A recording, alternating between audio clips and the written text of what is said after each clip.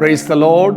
நம்முடைய ஆண்டவராகிய இயேசுவின் நாமத்தில் இந்த காலை வேளையிலே உங்களுக்கு வாழ்த்துதலை பதிவிடுகிறேன். யாத்ராகமத்தின் புஸ்தகம் 14வது அதிகாரம் அதனுடைய 14வது வார்த்தையின் மூலமாக ஆண்டவர் இன்றைக்கு நம்மோடு பேசுகிறார். கர்த்தர் உங்களுக்காக யுத்தம் பண்ணுவார், நீங்கள் சும்மா இருப்பீர்கள் என்றார்.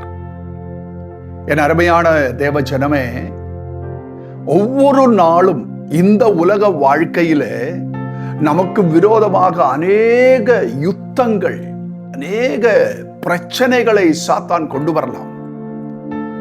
எபேசியருக்கு எழுதின நிருபத்திலே பரிசுத்த பவுல் சொல்லுகிறார், நமக்கு போராட்டம் மாமிசத்தோடும் இரத்தத்தோடும் அல்ல. நம்முடைய கண்களுக்கு மனிதர்கள் தான் நமக்கு எதிரிகளாக தோன்றலாம். மனிதர்கள் தான் நமக்கு விரோதமாய் செயல்படுவார்கள், நம்முடைய நன்மைகளை தடை பண்ணுவார்கள். ஒருவேளை நம்முடைய உறவினர்கள் உருவத்திலே, நம்முடைய சகோதரர்கள் உருவத்திலே, நம்முடைய திருச்சபை விசுவாசிகள் உருவத்திலே, ஒருவேளை நம்முடைய அதிகாரிகள், நாம் வேலை செய்கிற இடத்திலே நம்முடைய உயர்ந்த அதிகாரிகள் உருவத்திலே, ஒருவேளை நம்முடைய கல்லூரியிலே, பள்ளியிலே, ஆசிரியர்கள் உருவத்திலே, இப்படி பல விதத்திலே சத்ரு நமக்கு விரோதமாக யுத்தம் செய்யலாம்.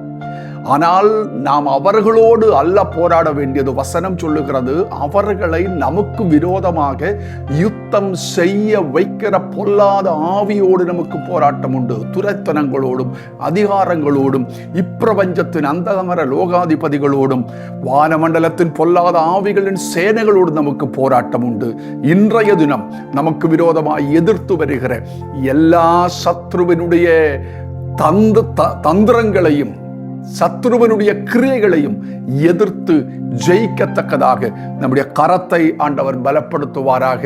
நீங்கள் சும்மா இருப்பீர்கள், கர்த்தர் உங்களுக்காக யுத்தம் செய்வார். கண்களை மூடி ஜெபிக்கலாமா? பரலோகத்தின் பிதாவே, என் அன்பு பிள்ளைகள், இவ்வுலக வாழ்க்கையிலே அவர்களுக்கு விரோதமாக சத்துரு எந்த பிரச்சனைகளை, எந்த யுத்தங்களை கொண்டு வந்தாலும் ஆண்டவரே, அந்த யுத்தங்களை ஜெயிக்கத்தக்கதாக இஸ்ரவேலின் சேனைகளின் கர்த்தராகிய தேவன் அவர்களோடு இருந்து அவர்களுக்கு வெற்றியை தாரும். இந்த காலை வேளையிலே ஒருவேளை அவர்கள் கண்களுக்கு முன்பாக எதிரி நின்றாலும் ஆண்டவரை இன்றைய நாள் முடிவதற்குள்ளாக அந்த எதிரியின் அழிவை அவர்கள் காண கிருபை தாரும். இயேசுவின் நாமத்தில் நாங்கள் கேட்கிறோம் எங்கள் நல்ல பிதாவே, ஆமென்.